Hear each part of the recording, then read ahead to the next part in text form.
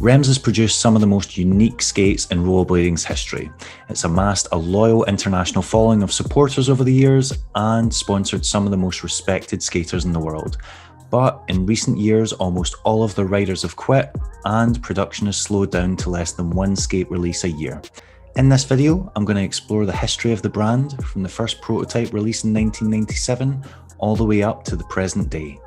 Remz started out life as Remedy, the brainchild of French skater Kato Mateu, who many people were first introduced to via Hoax 3 Broken English. Avec Kato.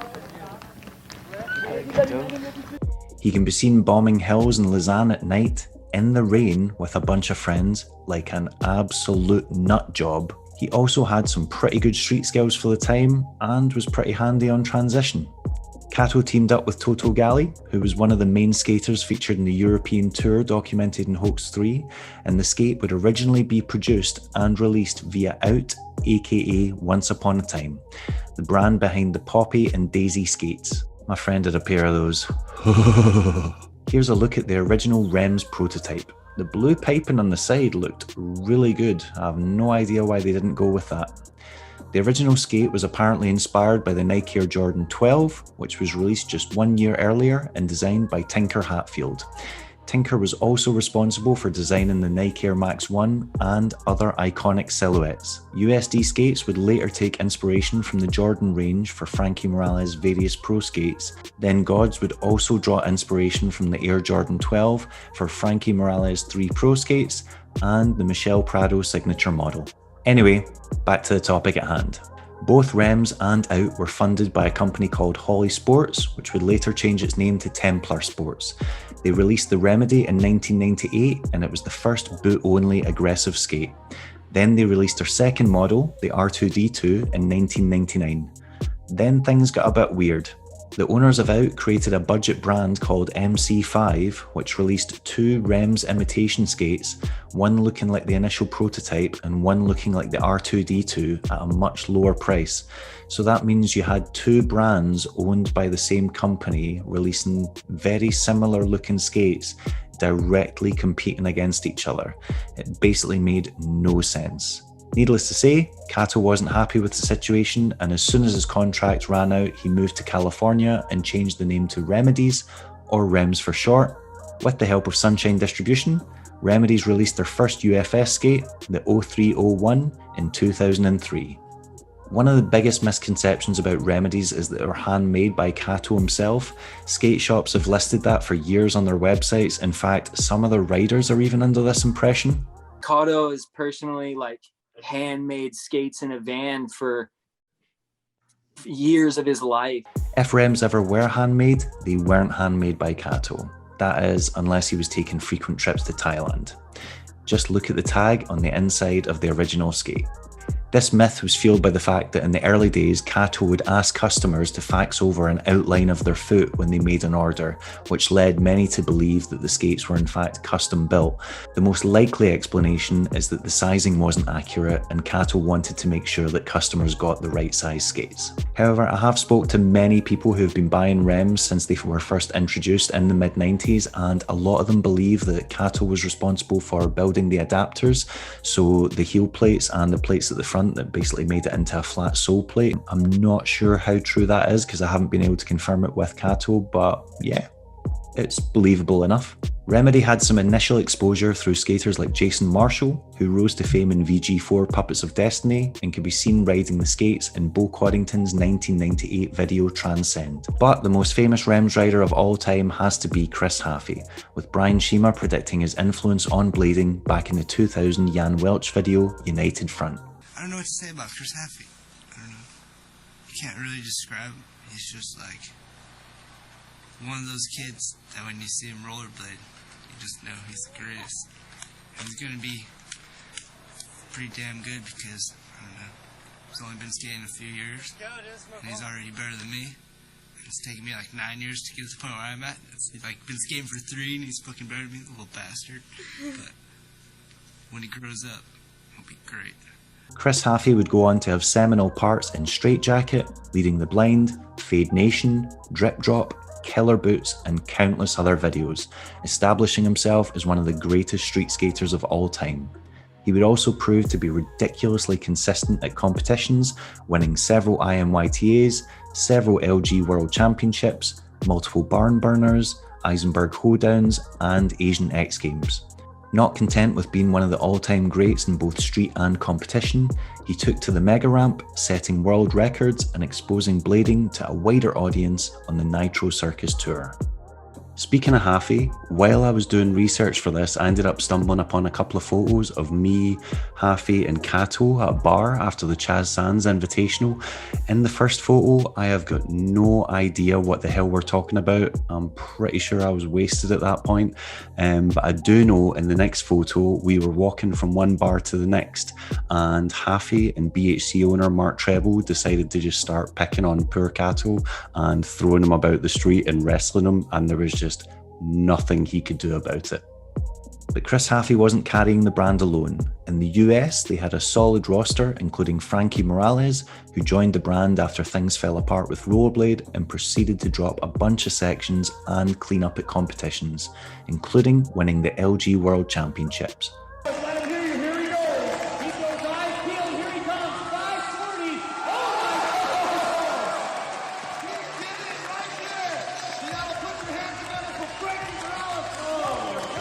It was also around this time that Franky Morales decided to introduce the world to his rapping skills.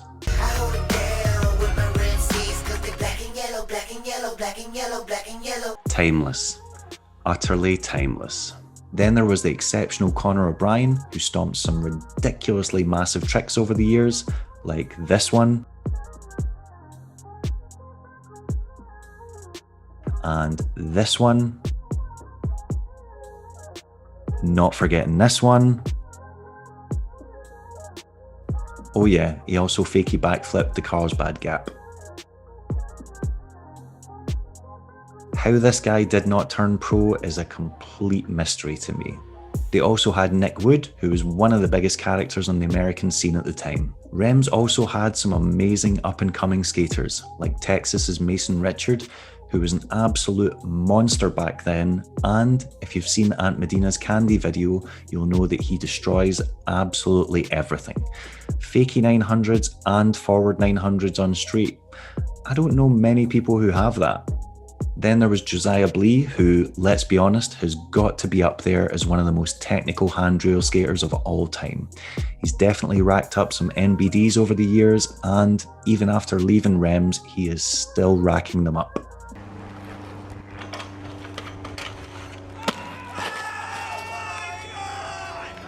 They also sponsored Cruz Sapstein, who is exceptionally good on skates and designed the Victor Arias Pro Skate for Valo. He later became part of the first Them Skates lineup and designed the original sole plate. Dave Lang previously rode for the company before joining SSM and making a name for himself as a mega ramp master.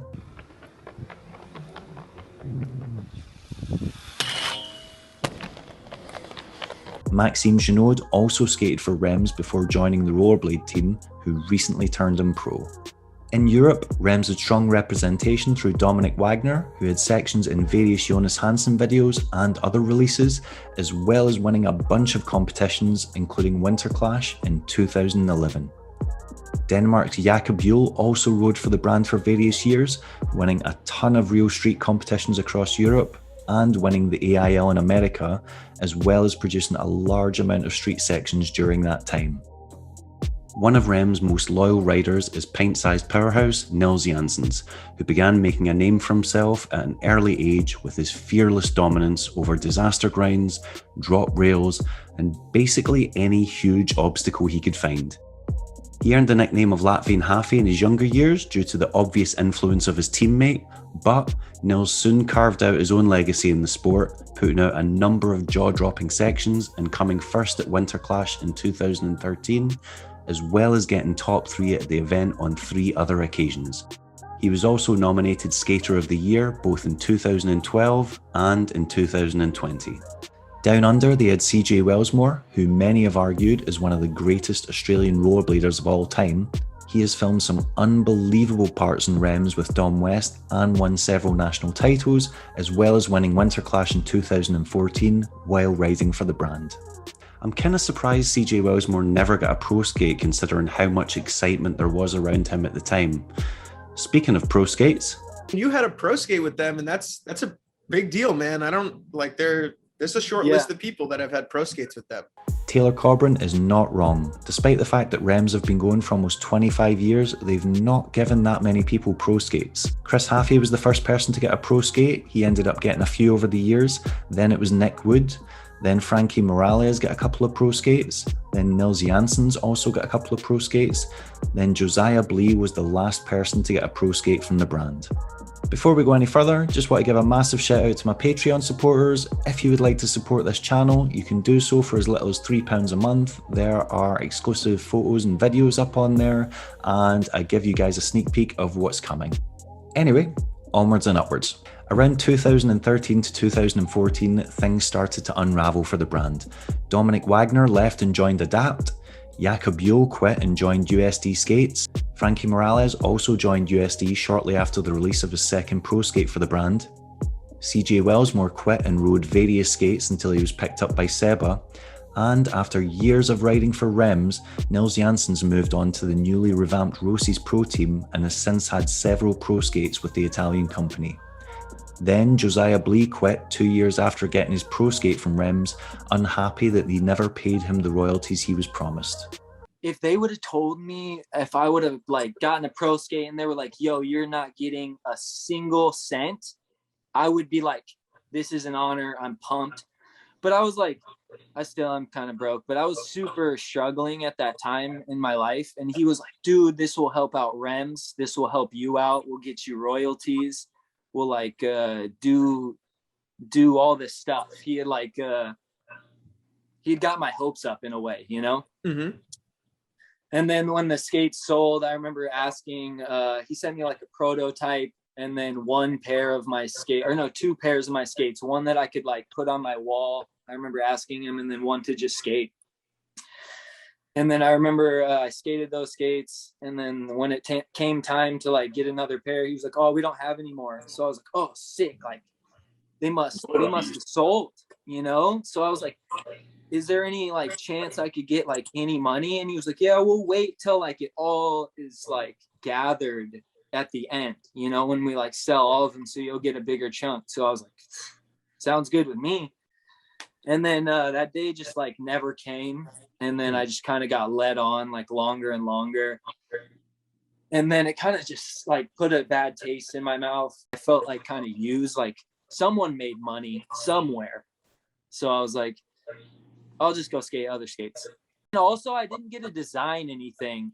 That's the other thing, which in theory, I've always wanted to ask Mason Richard about this, but I've never got the chance to. I've always wondered if that was his pro skate and then he quit. And then it was yo, you want a pro skate? In a way, I almost got that feeling. It turns out Mason Richard was actually offered a pro skate before Josiah Blee, but he quit when he found out what being pro for the brand meant.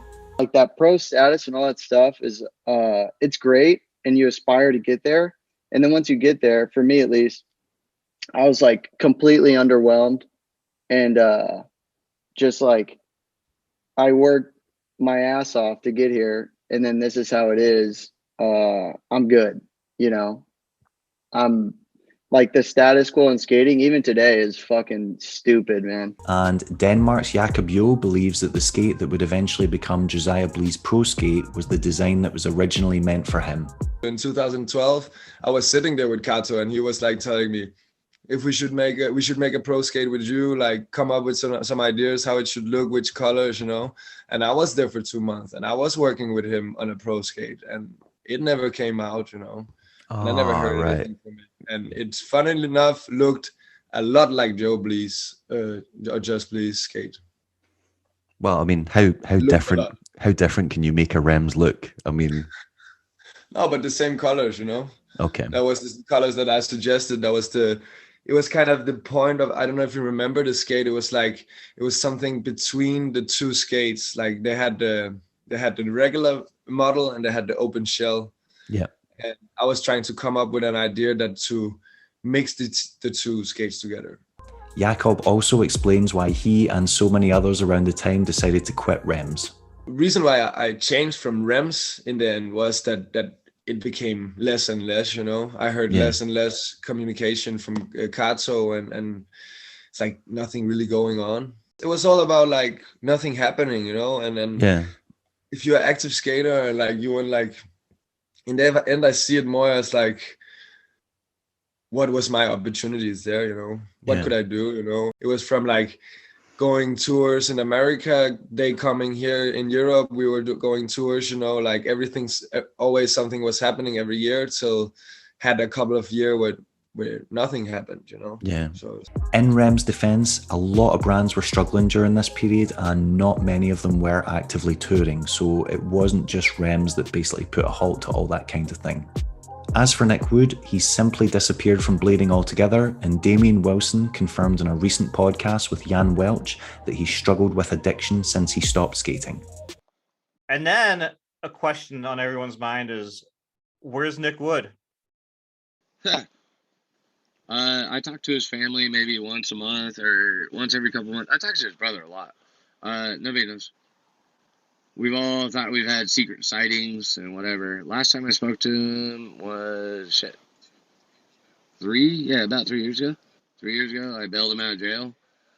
And I mean, I don't give a shit. Fuck him. He deserves this. He got caught stealing from Michael's. Oh, wow. Michael's. The art store. Yeah.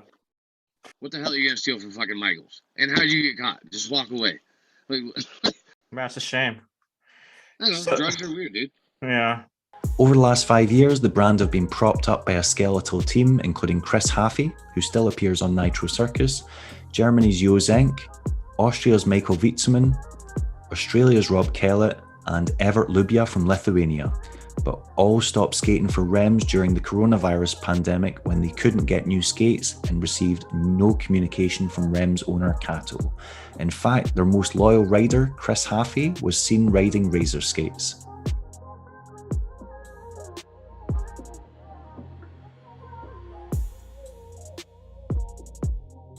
In recent years, Remz have released less and less skates. In 2015, they released the second Nils Jansons Pro Skate. In 2016, they released the Josiah Blee Pro Skate. In 2017, they released the HR 2.0. In 2019, they released the HR 2.5. And in 2021, they released the Remz HR 2.5 White. So in the last 5 years, Remz have released just 3 skates. At the moment, Chris Haffey appears to be the only person still riding Remz. He has recently been seen training for a new Nitro Circus tour on the HR 2.5 White. But by the looks of things, even he's looking to try different skates. Remz have been silent on social media for years now. There have been no updates on their Facebook page or Instagram account since 2000. Weirdly, they didn't even announce the release of their most recent skate in 2021. It just appeared in shops one day. In fact, the only person who did promote it was Australian rider Rob Kellett. As for the website, it has been nothing more than a landing page for years now. Some of the writers over the years have suggested that the reason it's so hard to get a hold of Kato, or the reason that he's not active with the brand anymore, is that he doesn't actually own Remz anymore, which would make sense for his lack of interest. A lot of people seem to believe that Sunshine Distribution now own it, and they're just not that bothered about pursuing it because they've got razors. This would make sense because, Sunshine have bought brands in the past. John Elliott used to own Ground Control, now it's owned by Sunshine Distribution. Josh Petty used to own Rain Footwear and the Liners, and now it's also owned by Sunshine Distribution, so that explanation would make sense. Either way, it is a shame that Remz just kind of seem to have faded away over the years. Their original idea was really unique and interesting. They've sponsored some great riders over the years, done a bunch of tours in America and Europe, and from what I understand, up until the past decade, they actually supported their riders really well. I've heard stories that they matched Chris Haffey's winnings one summer. I've also heard that when they used to release t-shirts, they used to give a portion of each profit to the rider, which is pretty cool. And yeah, they've just it's a skate that's unlike anything else on the market, so it would be a shame to see it just completely disappear. I've got no idea what's going on with Kato or his personal life. You know, some people have suggested he's been having problems there and that's why he's not been focused on the brand. As for the real story with what's going on with the brand, only the people at Sunshine Distribution will know that. But yeah, they've got a massive loyal following. I know people that still skate Remz to this day, and if you go on the Remz, you know, social media accounts or Kato's social media accounts, it is just full of people begging for him to release new skates. So there is some degree of appetite there for new products. It just remains to be seen whether they'll ever re-emerge again. What do you think? Would you like to see Remz still active in the industry? Let me know in the comments below.